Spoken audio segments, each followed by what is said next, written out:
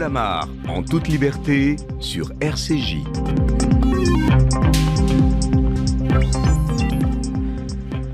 Bonjour, plus jamais, disait-on au siècle dernier, au lendemain de la Seconde Guerre mondiale, plus jamais le fascisme et l'extrême droite au lendemain des crimes de Pétain, Laval, Bousquet et Papon. Marine Le Pen est aujourd'hui aux portes du palais. Plus jamais l'antisémitisme au lendemain de la Shoah. Des juifs sont aujourd'hui assassinés par ces nouveaux fascistes, les islamistes. Plus jamais la barbarie au lendemain des atrocités nazies. Vladimir Poutine fait assassiner aujourd'hui en Ukraine femmes, enfants, vieillards, civils, en toute impunité. Triste Europe, renvoyée à ses vieux démons. Côté Est, un impérialisme russe criminel. Côté Ouest, une tentation autoritaire. Jonction assurée en cas de victoire de Marine Le Pen le 24 avril prochain. Elle veut faire de la Russie son principal allié. L'axe Paris-Moscou serait alors l'axe de la honte. Un remake du pacte germano-soviétique de 1939 dans le rôle de Staline, Poutine, dans le rôle de Ribbentrop, Le Pen.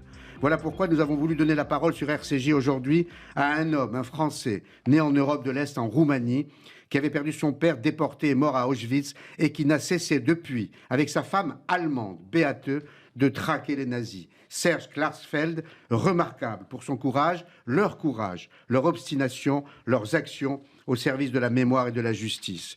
Il nous dira son inquiétude sur l'évolution, la régression de cette Europe et de cette France qui vacille de nouveau. En compagnie de Nona Mayer, politologue au CNRS, rattachée au Centre d'études européennes de Sciences Po, spécialiste de l'extrême droite, de l'antisémitisme et du racisme. Bruno Cotresse, chercheur au CNRS, rattaché au CEVIPOF, spécialiste des enquêtes d'opinion et des modes de scrutin.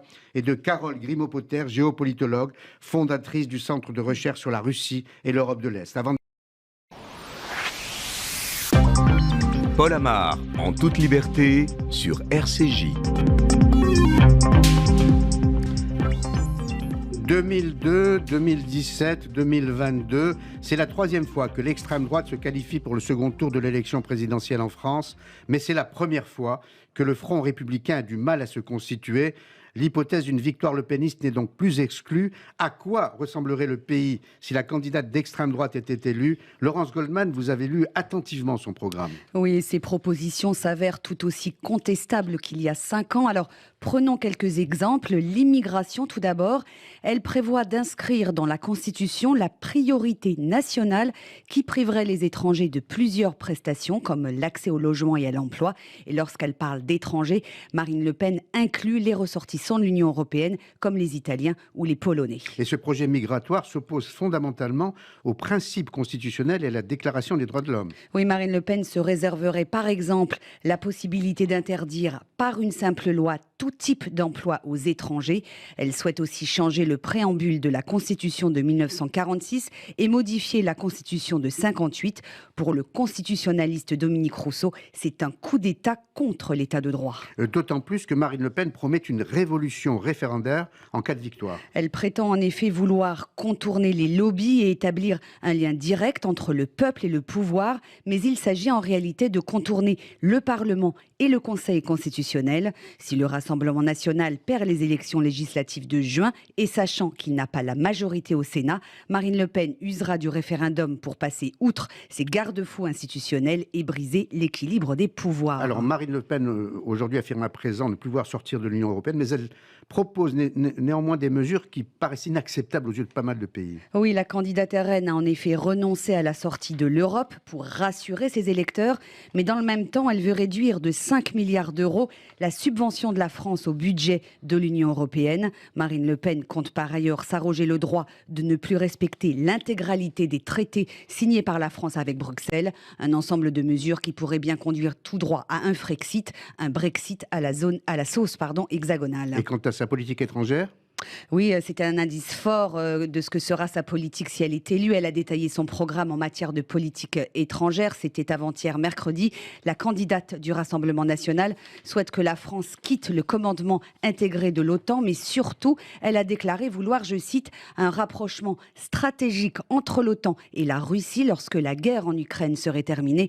Marine Le Pen envisage donc un rapprochement entre notre pays et la Russie de Vladimir Poutine. Elle a dans la foulée proposé le rétablissement de relations diplomatiques avec la Syrie de Bachar el-Assad. Merci Laurence Goldman. Bonjour Serge Klarsfeld.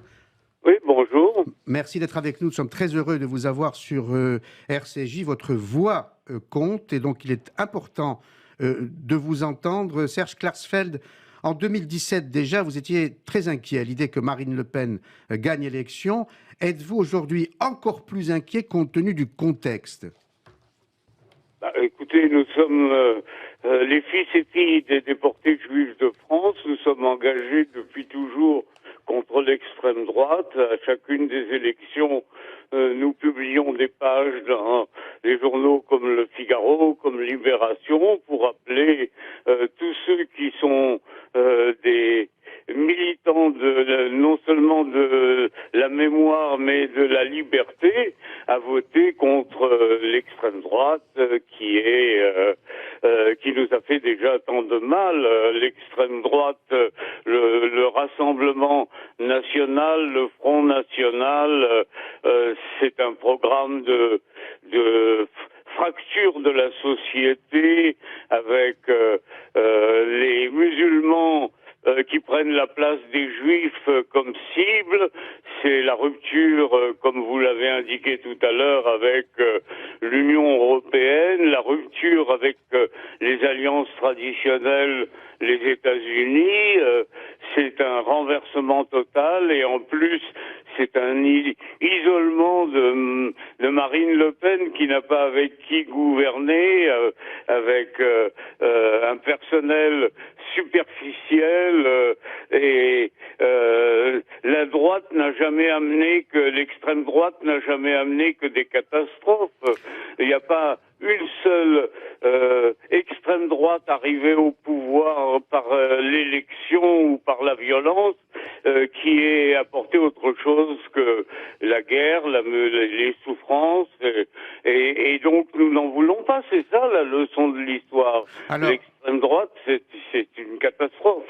Il y a de nombreux Français qui rejettent aujourd'hui l'extrême droite, mais qui sont tentés par l'abstention parce qu'ils sont déçus par Emmanuel Macron. Qu'avez-vous envie de dire à ces Français-là ? L'engagement civique, c'est d'aller voter et il ne faut pas oublier que la société que nous connaissons et que les jeunes dans cette société n'ont pas connu les souffrances de la guerre, heureusement pour eux. Ils ont connu une période extraordinaire de liberté, de droit, d'état de droit, de droits de l'homme respectés, de prospérité tout simplement. Et c'est une période exceptionnelle dans l'histoire de l'humanité. Il faut la défendre. Il faut défendre notre société. C'est pas simplement la France, c'est aussi toute l'Union européenne qui est une zone de progrès et ce progrès ne peut pas être consolidé par l'extrême droite, il ne peut être que détruit par l'extrême droite. Alors, vous qui avez justement souffert de la guerre dans votre chair, qui aviez perdu votre père à Auschwitz, comment réagissez-vous à ce retour des vieux démons en Europe, côté Est, avec cette guerre en Ukraine ? Je vous dirais, moi, je répondrais comme en tant qu'historien. En tant qu'historien, j'ai toujours remarqué que les longues périodes de paix entraînent une sorte d'aspiration à la violence, à un retour à d'autres règles. Et puis, lorsque cette violence se manifeste, eh bien, elle entraîne de nombreuses souffrances, d'intenses souffrances, ce qui fait qu'il y a une aspiration à la paix, et donc les périodes de tension et les périodes de paix se succèdent dans l'histoire, parce que des générations apparaissent après de longues périodes de paix qui n'ont jamais connu la guerre, qui n'ont jamais connu la violence extrême, et ces générations ont d'autres pulsions que celles qui précèdent et qui ont connu donc des périodes de tension et des périodes de violence, et donc ce sont des sortes de tsunamis qu'on ne peut guère maîtriser. On ne peut les maîtriser que par l'éducation et puis par l'esprit critique. Et je crois que nos générations ont assez elles ne vont pas mettre en péril tout ce que 80 ans de paix, 75 ans de paix ont apporté à nos sociétés. Il suffit de regarder ce qu'est l'Union européenne qui n'a pas connu la guerre et de regarder le reste du monde, surtout l'Asie, l'Afrique, et même l'Est de l'Europe, pour se rendre compte de ce que c'est que voter pour l'extrême droite. Tout à fait. Alors, cette longue période de paix dont nous avons bénéficié en Europe est malheureusement interrompue par la décision de Vladimir Poutine d'envahir l'Ukraine, et cette guerre est absolument atroce avec ses atrocités. Si Marine Le Pen gagne, elle promet un rapprochement avec la Russie, et là, la conséquence sera considérable pour l'Europe, Serge Klarsfeld, considérable. Oui, pour l'Europe,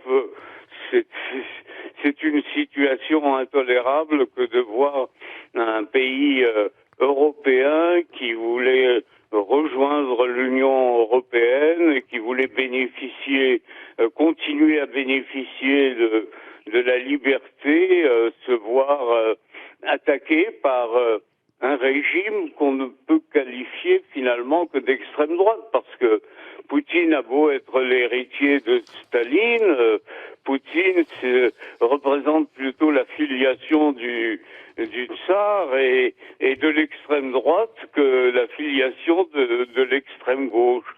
Donc, il faut nous garder, c'est une référence, l'Ukraine. Voter pour le Front National, c'est rendre instable l'Union européenne, le moteur de l'Union européenne, c'est la France et l'Allemagne.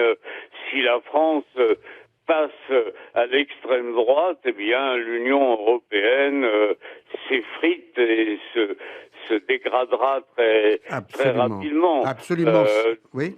Il faut donc que les citoyens réfléchissent bien avant d'aller voter. Et d'abord qu'ils réfléchissent et qu'ils aillent voter, parce que c'est le sort de leur famille qui est décidé à long terme. C'est un choix décisif. C'est pas un choix entre le centre gauche et le centre droit, comme ça a souvent été le cas. C'est un choix entre le parti de la liberté et le parti qui est opposé à la liberté. Voilà. Serge Klarsfeld, vous connaissez le sens des mots. Comment qualifiez-vous l'attitude de Vladimir Poutine en Ukraine? Joe Biden, le président américain, dit génocide, avec Trudeau d'ailleurs. Emmanuel Macron refuse d'employer ce terme. Quel est votre sentiment? Je n'ai pas entendu la question. Je la répète. C'est un peu plus fort. Oui, bien sûr, Serge. Je disais que vous connaissiez le sens des mots, et je voudrais votre sentiment sur l'attitude de Vladimir Poutine en Ukraine. Joe Biden la qualifie de génocide, de volonté de commettre un génocide. Emmanuel Macron, le président français, refuse ce terme parce qu'il redoute les conséquences d'un tel emploi de ce terme. Quel est votre sentiment? Crime de guerre ou, plus gravement encore, génocide? Génocide ou crime de guerre? Ah oui, le génocide en... Pour l'Ukraine. Merci Béatrice. Mais... Allez-y Serge. La guerre, les gens crient au génocide parce qu'ils voient des morts. Ça montre le côté, l'ignorance des gens de ce que c'est que la guerre. Et la guerre, c'était horrible. La guerre, c'était, c'était aussi les bombardements. Combien de milliers d'enfants ont été brûlés en Allemagne? Des dizaines de milliers d'enfants ont été brûlés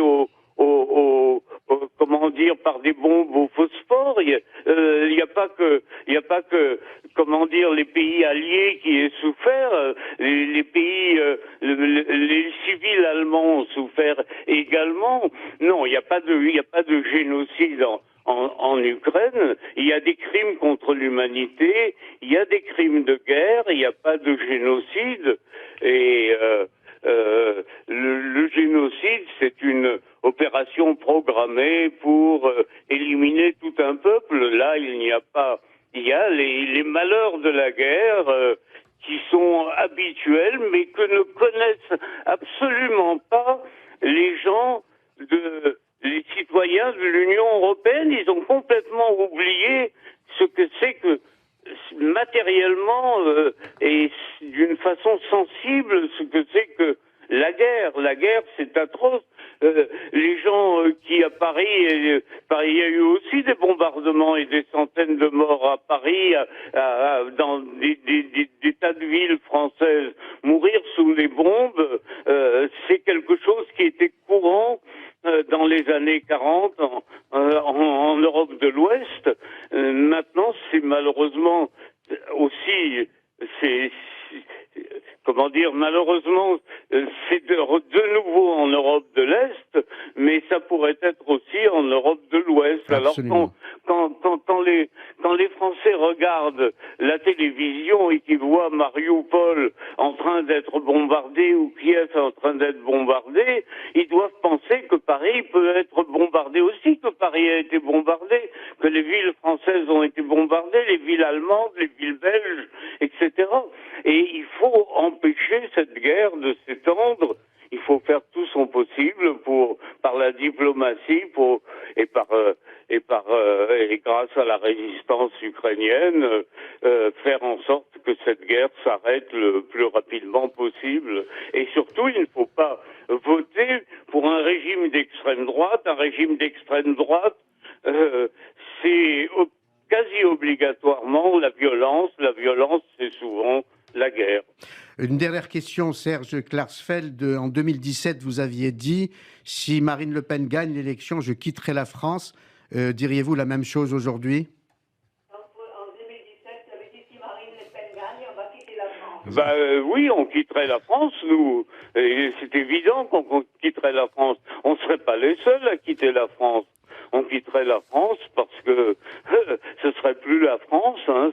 Il y a toujours en temps de violence, il y a toujours deux France qui émergent. La France des traditions de chevaleresque et de l'honneur et des droits de l'homme, et puis il y a la France mesquine, la France de Vichy et la France du général de Gaulle. Ces deux France différentes, opposées, et Marine Le Pen a beau aller à Colombey, elle pourra aller à Colombey autant qu'elle veut. Elle n'est pas la fille du général de Gaulle, elle est la fille de Jean-Marie Le Pen, antisémite et d'extrême droite violente contre les musulmans et adepte de la torture. Merci beaucoup Serge Klarsfeld pour votre intervention sur RCJ, pour cette colère toujours aussi saine. Et merci beaucoup Beate Klarsfeld d'être aux côtés de Serge dans tous les sens du terme. On a eu la chance d'entendre votre voix quand ma voix n'était pas assez audible pour Serge. Merci encore, bon courage et longue vie. Paul Amar, en toute liberté, sur RCJ. L'incertitude qui plane sur le second tour de l'élection a provoqué une fébrilité dans les deux camps. Elle oblige Emmanuel Macron à tendre la main à une gauche indécise. Et Marine Le Pen a précisé ses intentions sur les fondamentaux de l'extrême droite, et notamment Margot Siffert sur la place de l'islam en France. Marine Le Pen l'affiche clairement, elle veut sanctionner d'une amende le port du voile dans l'espace public. Elle a réitéré cette proposition mardi sur France Inter. Léa Salamé lui fait alors remarquer que la France serait le seul pays à le faire. Écoutez la réponse de l'intéressé. Excusez-moi, mais enfin, M. Bourguiba avait interdit le voile en Algérie. C'est plus le cas aujourd'hui. Voilà. Marine Le Pen a donc confondu le président de l'Algérie avec le président de la Tunisie, M. Bourguiba. Quant à Emmanuel Macron, il estime que ce qui se passe dans l'espace public n'est pas l'affaire du président. Écoutez son échange avec une jeune femme voilée à Strasbourg. Est-ce que vous êtes féministe? Ah oui. Ah, ça c'est bon alors, monsieur. Merci pour le discours européen. Ce qui est beau. Je vous ai écouté. Non, ce qui est beau. Vous êtes féministe? Oui, moi je suis féministe. Vous êtes pour l'égalité femmes-hommes? Je suis pour l'égalité femmes-hommes. Je peux me permettre d'être indiscret? Oui. Vous portez un voile par choix ou vous imposé? C'est par choix. Non, mais Totalement par choix, monsieur. parce qu'il y a les caméras. Non, je vous le dis parce que Totalement par choix, monsieur. avoir une jeune fille qui porte le voile à Strasbourg qui dit est-ce que vous êtes féministe, c'est la meilleure des réponses à toutes les bêtises que j'entends. Parce que de l'autre côté, il y a Madame Le Pen qui dit le voile sera interdit sur la place publique avec moi. Autre affaire qui a fait grand bruit cette semaine, Margot, l'attaque de la candidate d'extrême droite contre la presse. C'était lors d'un déplacement dans l'Eure sur le thème de la démocratie et de l'exercice du pouvoir. Marine Le Pen est alors interrogée sur son rapport aux journalistes, en cause ceux de l'émission Quotidien sur TMC qui sont par exemple systématiquement absents de ces événements. Une décision arbitraire et une entorse à la liberté de la presse que la candidate d'extrême droite assume sans détour. Il n'y a pas de journaliste chez Quotidien. Quotidien, c'est un amuseur. C'est vous, madame, qui décidez de qui est le journaliste ou pas? Vous voyez, je suis chez moi. Et quand vous serez présidente, c'est vous qui décidez qui est le journaliste ou pas? Vous savez, je suis chez moi, hein, donc dans mon QG et dans mon mouvement. Si, c'est moi. C'est moi qui décide. Là, pour le coup, c'est moi. Vous voyez, c'est... Ah ben oui, non, mais il n'y a pas de problème. Mais j'assume, moi, quand c'est moi qui décide, j'assume. Même si j'accrédite l'ensemble des autres, y compris, bien entendu, des médias qui sont extrêmement hostiles, comme vous. Alors qu'il s'agit pour Louis Alliot d'une simple plaisanterie, rappelons que Marine Le Pen fait aussi pression sur France 2 pour choisir les journalistes en droit de l'interroger. Anne-Sophie Lapix sera donc privée du débat de l'entre-deux tours. Si l'on en croit les équipes d'Emmanuel Macron, lui non plus n'était pas favorable à une interview menée par la journaliste. À noter que la candidate du RN avait auparavant déjà écarté Patrick Cohen d'une émission phare de la campagne.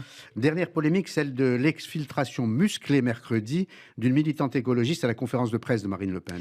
Une jeune femme a brandi une pancarte en forme de cœur qui associe la candidate du Rassemblement national et le président russe, ni une ni deux. Elle a été traînée au sol sur plusieurs mètres avant d'être expulsée des lieux. Marine Le Pen se dédouane alors rapidement de toute responsabilité. Elle affirme que ce sont des policiers envoyés par Gérald Darmanin qui sont intervenus. Des propos qui ont fait réagir le ministre de l'Intérieur qui a rétabli face à Jordan Bardella la vérité. Cette image est très intéressante. La personne qui est traînée par terre n'est pas traînée par un policier, traînée par un membre du service d'ordre du Rassemblement national. Chacun peut le vérifier, je l'ai d'ailleurs moi-même. Oui, c'est vrai, vous avez raison. Qu'a fait Madame Le Pen très courageusement? D'abord, elle a évoqué les policiers de Darmanin. D'abord, c'est les policiers de la République. Quel mépris a eu Madame Le Pen pour ces policiers qui la protègent au risque de leur propre vie. Et ce monsieur qui la traîne n'est pas un policier. C'est assez lamentable. Le chef de l'État est pour l'heure crédité de 54% des intentions de vote contre 46% pour Marine Le Pen. La marge d'erreur est de 3,2 points, Paul. Merci Margot. Nos invités, Nona Mayer, bonjour. Vous êtes politologue au CNRS, rattaché au Centre d'études européennes de Sciences Po, spécialiste de l'extrême droite, de l'antisémitisme et du racisme. Bruno Cotresse, bonjour. Bonjour. Bonjour, vous êtes chercheur au CNRS, rattaché au CEVIPOF, spécialiste des enquêtes d'opinion et des modes de scrutin. J'espère que vous avez pu entendre la chronique de Margot Siffer sur la campagne de Marine Le Pen. Si vous l'avez entendu, est-ce que ça donne un avant-goût de la façon dont elle exercera le pouvoir si elle était élue? Nona Mayer. Écoutez, elle a beau avoir adouci son image, tempéré certains thèmes, dit qu'elle n'est pas pour la peine de mort qu'on fera un référendum, qu'elle ne sortira pas de l'Union européenne. Le cœur de son programme, c'est ce qu'on vient d'entendre. C'est un programme autoritaire, anti-immigré, anti-islam, même si Marine Le Pen parle de l'islamisme idéologique. En fait, il reste au cœur de son programme la priorité nationale, c'est-à-dire réserver les emplois, les logements, les aides sociales aux Français. Et en même temps, à côté de cela, elle mettrait en œuvre un programme de privation des libertés. Il n'y aurait plus de droit du sol, il n'y aurait plus de regroupement familial, il n'y aurait quasiment plus de droit d'asile en France. Et elle supprimerait, c'est important, les deux lois antiracistes, la loi Pleven et la loi Guesso. Donc tout cela serait en contradiction avec nos valeurs, avec la Constitution de la Ve République, avec les traités et les conventions européennes. Donc, tout est exactement dans la ligne de ce que l'on vient d'entendre. Bruno Cotresse, vous qui observez bien l'état de l'opinion et la perception qu'on peut avoir d'un candidat, en l'occurrence d'une candidate, il y a là une évolution. Avant le premier tour, Marine Le Pen est apparue comme masquée, servie d'ailleurs par ce que je qualifierais de supplétif Zemmour. Et aujourd'hui, on a l'impression qu'elle se dévoile. Est-ce aussi votre sentiment ? Il est certain que la présence d'Éric Zemmour dans la compétition présidentielle avait comme épongé une partie de la radicalité de Marine Le Pen, du moins dans l'image que Marine Le Pen renvoyait d'elle-même pendant cette campagne du premier tour. Et c'est vrai que, médiatiquement parlant, Éric Zemmour avait littéralement absorbé cette dimension de Marine Le Pen. Et c'est vrai que là, on revoit notamment les images dont vous avez fait état, c'est-à-dire effectivement cette personne qui est venue à un meeting, une réunion de Marine Le Pen et qui se retrouve au sol, traîné au sol, évidemment, pour Marine Le Pen, ce sont des images qui ne sont pas des images positives pendant cette campagne de l'entre-deux-tours et qui rappellent d'ailleurs curieusement des images que nous avions vues au tout début de la campagne lorsque Éric Zemmour avait annoncé sa candidature lors de son premier meeting et on avait vu effectivement des personnes qui étaient molestées physiquement. Donc effectivement, là on voit qu'il y a de ce point de vue-là une différence entre la campagne de premier et de deuxième tour du point de vue des images que renvoie l'organisation de l'équipe de Marine Le Pen dans ce deuxième tour, très clairement. Voilà, alors en termes de perception, vous l'avez très bien dit, en termes d'image, en termes de contenu, avant le premier tour, et ma question s'adresse à vous deux, Nona Mayer et Bruno Cotresse, en termes de contenu, Éric Zemmour est apparu comme beaucoup plus radical, toujours avant le premier tour, et Marine Le Pen comme assagie, comme rassembleuse. Mais si l'on lit bien les programmes de l'un et de l'autre, il n'y a pas de, ce serait comme pour les jeux pour enfants, il n'y a pas beaucoup de différence. Nona Mayer.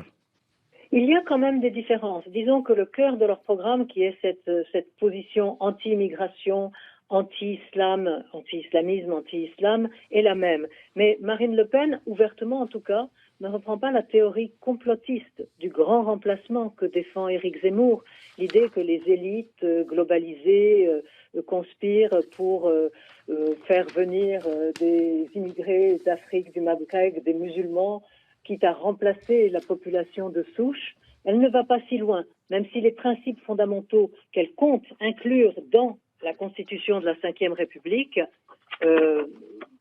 s'en rapproche très fortement avec ces principes d'identité, priorité nationale et lutte contre le communautarisme.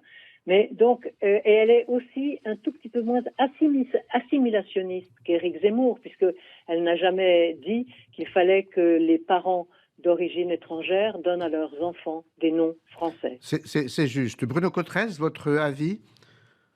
Oui, dans le cas d'Éric Zemmour, l'ensemble de son projet politique et la tonalité de sa campagne était beaucoup plus que pour Marine Le Pen inscrit dans une sorte de guerre civilisationnelle qui était pour lui véritablement obsessionnelle. On peut même dire que c'était le cœur du zemmourisme, avec cette idée qu'il fallait sauver la France, menacer de ce fameux grand remplacement dont il n'a cessé de nous parler. Nona Meyer a raison, cette dimension est beaucoup moins présente, en tout cas explicitement présente dans le cas de Marine Le Pen, et c'est ce qui d'ailleurs a permis à Marine Le Pen de dégager un espace de campagne électorale axée sur les questions sociales, la question du pouvoir d'achat. Quand on regarde d'ailleurs les programmes de ces deux candidats, Éric Zemmour et Marine Le Pen, sur les questions économiques, Éric Zemmour était beaucoup plus que Marine Le Pen situé à droite sur les questions économiques. C'est juste. Est-ce que je peux rajouter quelque chose ? Oui, bien sûr. En fait, il y a aussi une autre différence entre ces deux candidats, c'est leur rapport aux femmes. Éric Zemmour est sur une position hyper conservatrice, antiféministe, sexiste, misogyne, et du coup, c'est chez les jeunes femmes qu'il a fait des scores absolument négligeables. Alors que Marine Le Pen, elle, très habilement, se présente comme une femme d'État, une Française, une mère, une travailleuse, et elle s'adresse en priorité aux femmes tout en se présentant comme une quasi-féministe qui comprend les femmes qui avortent, même si elle stigmatise les avortements de confort. Et elle n'a pas défilé quand il y a eu les manifestations, la manif pour tous. Autrement dit, du côté de ceux qu'on appelle au RN les catho-tradis, elle n'est pas assez conservatrice. Éric Zemmour l'est beaucoup plus.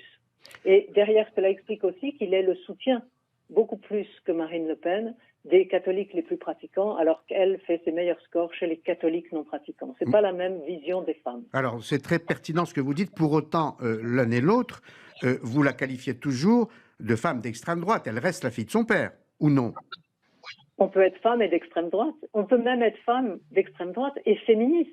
Au sein du parti, il y a des jeunes femmes militantes qui se battent pour qu'on ne les confine pas à faire le café et qui veulent participer des luttes avec les autres militants. Donc c'est plus complexe. On peut être d'extrême droite et féministe. Bruno Cotresse ? Oui, c'est vrai que Marine Le Pen a plusieurs fois au cours de sa campagne de premier tour est plusieurs fois venue sur ce thème. Elle a plusieurs fois évoqué l'idée que si elle était élue, le fait qu'une femme soit élue présidente de la République l'amènerait à comprendre en proximité, les Français, a décidé différemment d'Emmanuel Macron. Et c'est vrai qu'elle a essayé à plusieurs fois dans la campagne de premier tour de renvoyer à Emmanuel Macron l'image d'un homme machiste qui décide de tout de manière verticale, alors qu'elle incarnerait une autre approche du pouvoir. Je note aussi que dans le cas de Marine Le Pen, il y a beaucoup d'efforts depuis le début de sa campagne pour avoir une tonalité et un discours beaucoup plus de chef d'État. J'en veux pour preuve son dernier meeting à Avignon, où elle a un très long dégagement au début du meeting, qui est vraiment sur cette idée qu'elle veut rassembler, qu'elle veut réformer de manière qui ne soit pas autoritaire, que son programme est compatible avec les institutions telles qu'on les connaît. Elle consacre beaucoup d'efforts en ce moment à nous montrer que si elle était élue présidente de la République, on n'aurait pas une sorte de révolution institutionnelle qu'elle nous préparait. En tout cas, du moins, c'est ce qu'elle dit. Alors, précisément sur cet aspect-là, le fait de proposer une politique référendaire, est-ce que ça n'est pas une façon habile, certains diraient sournoise, de contourner le Parlement ? Si, bien sûr. Et c'est inconstitutionnel. Je dirais, elle compte utiliser l'article 11, le référendum, pour inscrire dans la Constitution ces principes et pour tourner la loi, absolument. Bruno Coterès ? Oui, tout à fait. On retrouve effectivement autour de cette question du référendum, on trouve à la fois un axe de campagne très important chez Marine Le Pen, elle qui veut se présenter comme la voix du peuple, comme celle qui incarne une proximité avec les vraies préoccupations, nous dit-elle, du peuple, le peuple que les élites auraient confisqué la parole du peuple, et donc il faudrait redonner la parole au peuple via la voie référendaire. On voit que très rapidement, on rencontre des problèmes insurmontables au plan institutionnel, en tout cas dans le cadre de nos institutions et sans modification de grande ampleur de nos institutions. Alors Bruno Coterès, vous qui étudiez l'état de l'opinion, vous gardez la main sur la question suivante. Marine Le Pen a-t-elle une chance, j'emploie le mot pour elle, chance, on emploierait le mot risque pour d'autres, a-t-elle une chance d'être élue présidente de la République le 24 avril ? C'est une question qui ne peut pas se résumer à une simple dichotomie oui ou non. Je dirais que la principale différence entre le deuxième tour de 2017 et celui de 2022, c'est qu'en 2022, on ne peut plus fixer cette probabilité à 0. Voilà, on savait qu'entre deux tours, en 2017, toutes les enquêtes d'opinion montraient annonçaient une très importante victoire d'Emmanuel Macron, très large. Là, la fourchette entre les deux s'est resserrée. Pour le moment, aucune enquête d'intention de vote ne nous explique que Marine Le Pen pourrait gagner l'élection présidentielle.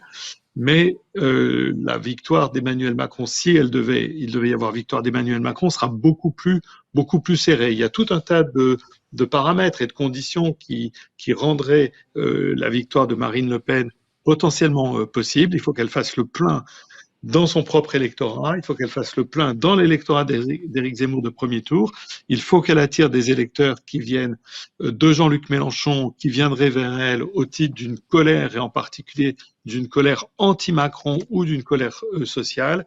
Et on voit que cette condition va jouer un rôle très important, mais n'est pas une condition facile à réunir pour Marine Le Pen.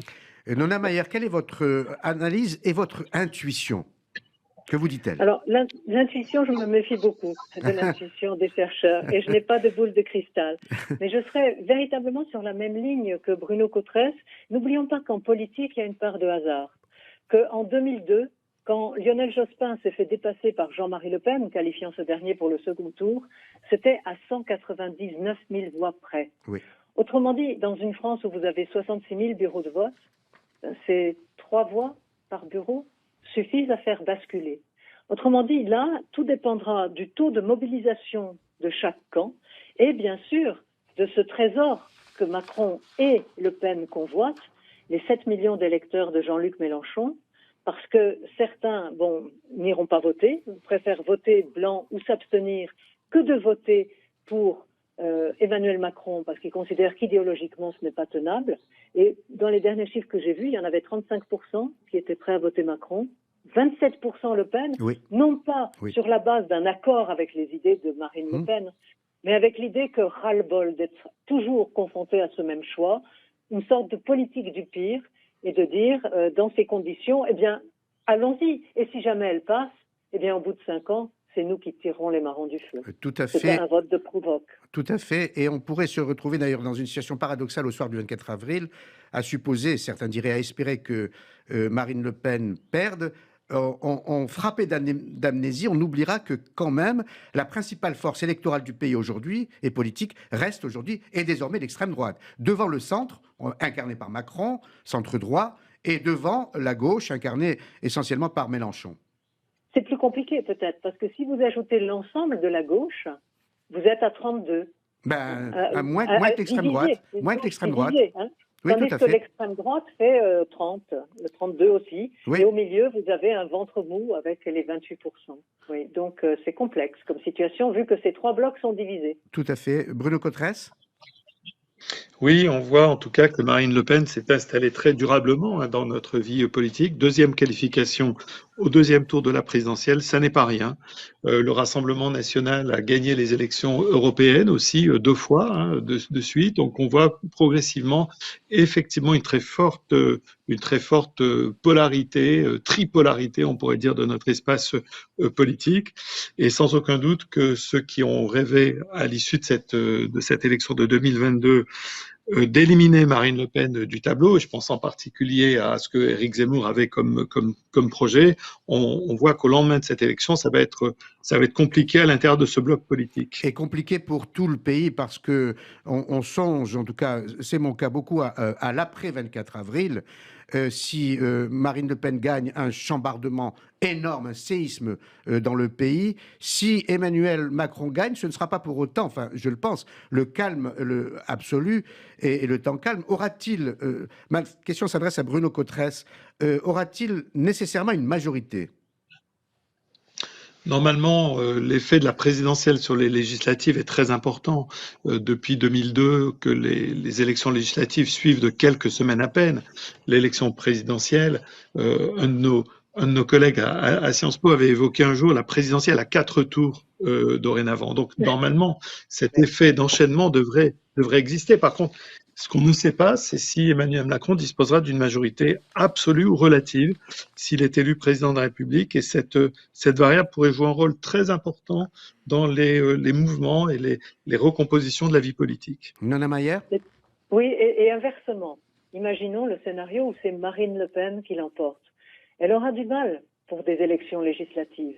Je ne suis pas sûre qu'il y ait un raz-de-marée en sa faveur. Le parti de Marine Le Pen est en très mauvais état. Il est tombé à quelques 25 000 militants, d'après les derniers échos qu'on a. Et sur les 1500 élus en décembre, il y en avait 400 qui étaient partis. Il y a une série de purges. Ils ne sont pas véritablement en état de marche pour ces législatives et ils auront du mal à faire des alliances. Donc je dirais que tout n'est pas encore réglé, même si Marine Le Pen emportait cette élection. Donc, grande incertitude, résultat aléatoire et grande suspense pour l'après 24 avril, l'un et l'autre. En quelques mots, pour conclure. Oui, effectivement, vous avez parfaitement résumé la situation. Nous sommes dans une phase de notre vie politique qui est une phase avec une lente recomposition. Ça vient par vagues. L'élection de 2017 n'était pas un hasard. Ça n'était pas que lié au renoncement de François Hollande, à la primaire socialiste, à la dynamique Fillon arrêtée. Donc c'est un mouvement de recomposition de notre vie politique qui repose sur des transformations très structurelles et que nous voyons sous nos yeux. Nona Mayer ? Et cela amène à réfléchir à comment rénover ce qui sert de relais entre la base et le sommet, les partis politiques. Parce que là, les partis politiques sont en ruine. Et donc, il faut quelque chose qui serve de relais. Comment connecter toutes les initiatives, tous les engagements qu'il y a au niveau local ou à la base, la vie associative, la vie syndicale, avec ceux qui nous gouvernent. Là, il y aura une vraie réflexion et il ne suffit pas d'ajouter l'image du référendum d'initiative citoyenne ou populaire. Il faudra aller plus loin dans une réflexion sur les partis politiques. Merci beaucoup Nona Mayer et Bruno Cotresse pour votre expertise et la pertinence de votre propos. Pour le comble du cynisme, Moscou menaçait hier de frapper des centres de commandement à Kiev si l'Ukraine continue de viser l'armée russe. Autrement dit, les soldats de Poutine auraient le droit de bombarder des maternités, des hôpitaux, des habitations, des gares et Kiev ne pourrait même pas se défendre. Et malheureusement, la menace est devenue réalité, Laurence Goldman. Oui, d'importantes explosions ont été entendues la nuit dernière à Kiev et dans sa région. C'est une première depuis que les troupes russes se sont retirées de la zone début avril et peut-être une conséquence des différents revers essuyés ces derniers jours par l'armée russe. Hier soir, c'est le croiseur Moskva, un navire de la flotte russe en mer Noire qui a coulé suite à un incendie selon les Russes. Mais Kiev affirme l'avoir frappé avec des missiles de croisière. Selon le Pentagone, la perte de ce croiseur est un coup dur pour la flotte russe dans la région. Ce matin, Moscou justifie l'intensification des frappes sur Kiev, évoquant une réponse à des attaques hier contre 2 villages situés en territoire russe, des accusations qui sont rejetées par l'Ukraine. Guerre meurtrière, guerre sémantique également. Le Parlement ukrainien parle de génocide pour qualifier les agissements de l'armée russe en Ukraine. Le président américain Joe Biden a lui-même utilisé ce terme cette semaine, une expression que n'a pas reprise pour sa part Emmanuel Macron. Le président français estime en effet que l'escalade verbale n'allait pas aider l'Ukraine et pourrait entraîner les Occidentaux à intervenir, une position qu'a déploré le numéro 1 ukrainien Volodymyr Zelensky. Et sur le terrain, le nombre des victimes civiles augmente chaque jour malheureusement. On parle à présent de 10 000 morts côté ukrainien. Ce chiffre reste toutefois à confirmer. Dans la seule ville de Kharkiv, à l'est du pays, plus de 500 civils, dont 24 enfants, ont été tués depuis le début de l'invasion russe, selon le gouverneur de la région. Dans ce contexte, l'Ukraine s'apprête à reprendre les évacuations de populations civiles via 9 couloirs humanitaires, notamment à partir de la ville de Mariupol, toujours assiégée. Enfin, ce sont plus de 4,7 millions de personnes qui ont fui leur pays depuis le 24 février, selon les chiffres du Haut Commissariat de l'ONU pour les réfugiés. Merci Laurence. Et l'on va retrouver notre invitée Carole Grimaud-Potter. Bonjour. Bonjour. Vous êtes géopolitologue, vous avez fondé le Centre de recherche sur la Russie et l'Europe de l'Est. Merci d'être avec nous. Quel est votre avis sur la perte d'une navire amiral russe? Est-ce que c'est un coup très dur pour Moscou? Oui, c'est significativement un coup dur. C'est un croiseur qui était donc en mer Noire et qui avait été déployé, qui avait participé à cette affaire de l'île des Serpents. Vous vous souvenez, en tout début de l'invasion. C'est effectivement une perte significative pour la Russie. Apparemment, les autres navires russes qui croiseraient en mer Noire se sont éloignés de la côte. En conséquence de cette attaque ukrainienne ou explosion, d'après les informations russes, en tout cas c'est ce qu'ils disent, des explosions de munitions qui auraient été la cause de cet incendie qui aurait fait couler le croiseur. Oui, hein, les experts pensent que ce sont les Ukrainiens, enfin l'armée ukrainienne qui a tiré un missile sur ce croiseur, qui a eu raison de ce croiseur, mais pour le coup, ce succès supposé de l'armée ukrainienne a des conséquences terribles parce que Kiev est de nouveau bombardé.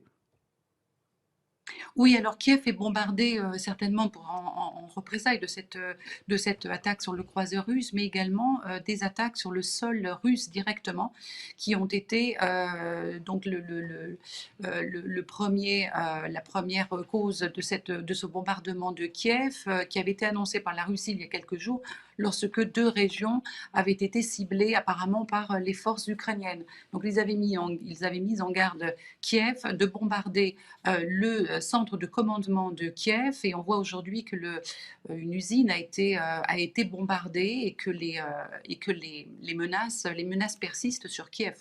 Et dans cette violence qui s'est abattue sur l'Ukraine, des experts redoutent qu'elle soit encore pire. Le chef de la CIA n'hésite pas à parler d'une hypothèse nucléaire. Poutine pourrait avoir recours à l'arme nucléaire ou aux armes chimiques. Quel est votre avis ? Écoutez, je partage cet avis. C'est vrai qu'en ce moment, c'est au jour le jour, hein, tout cela se passe au jour le jour, et que les analyses que nous avons, que nous pouvons donner, arrivent au jour le jour en fonction de ce qu'il se passe et en fonction aussi des déclarations officielles. Effectivement, cette menace est réelle aujourd'hui, sur Kiev notamment. Je pense que la configuration de cette guerre, l'enlisement de cette guerre et la durée de tout cela fait peser, j'imagine, sur les décisionnaires russes, il est possible qu'une décision soit prise qui soit de ce niveau-là, notamment sur Kiev. La stratégie russe telle qu'elle a été démontrée et la diplomatie, le niveau de diplomatie ou les accords qui ont pu être mis au point, en tout cas en Turquie, ne constitue pas une configuration idéale dans ce qu'avait, et dans ce cas certainement Moscou, dans sa stratégie en Ukraine. Le président Zelensky je pense, n'est pas considéré comme un président, comme un interlocuteur qui va pouvoir continuer donc les relations russo-ukrainiennes, même guerre. Et je pense que le Moscou sainement toujours au gouvernement.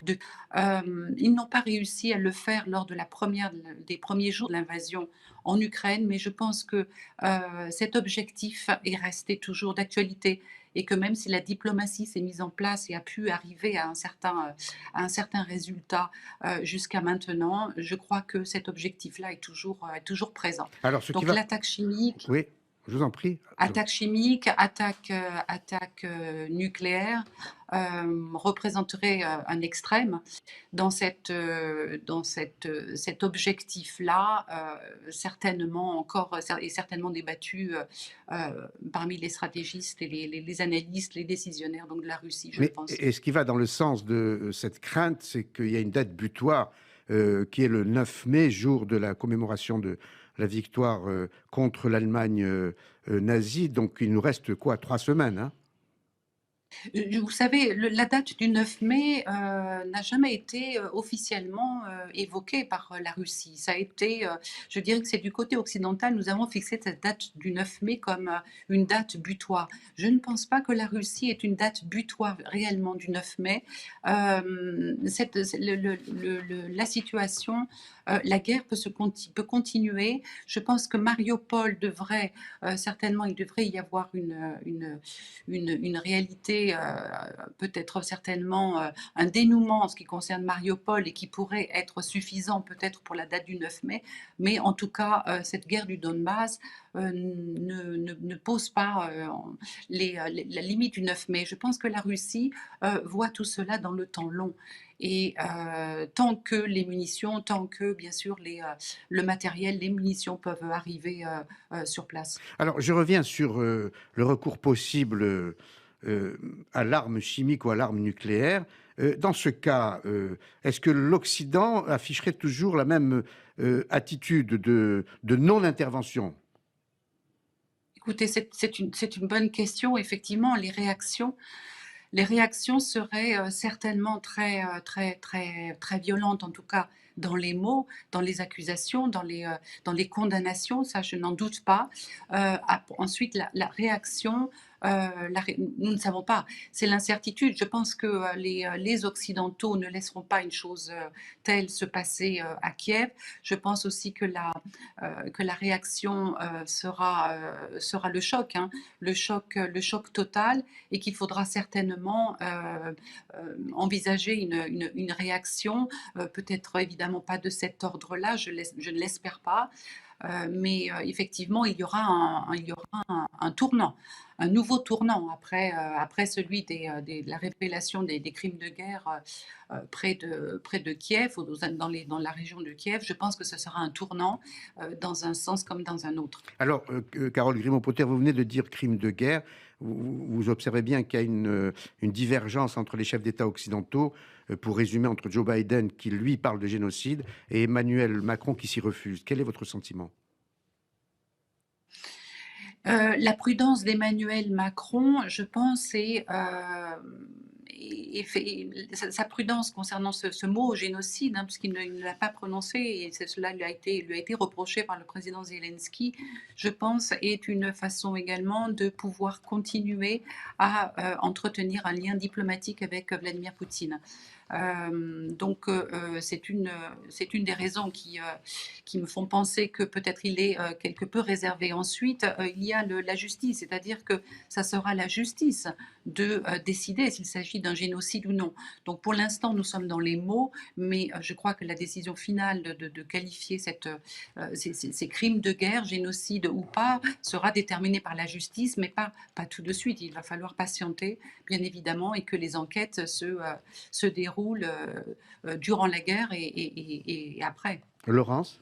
Oui, madame, est-ce qu'il y a encore quelque chose qui pourrait faire reculer Vladimir Poutine, ou en tout cas le stopper ? Est-ce qu'il y a encore des efforts diplomatiques qui pourraient être valables ?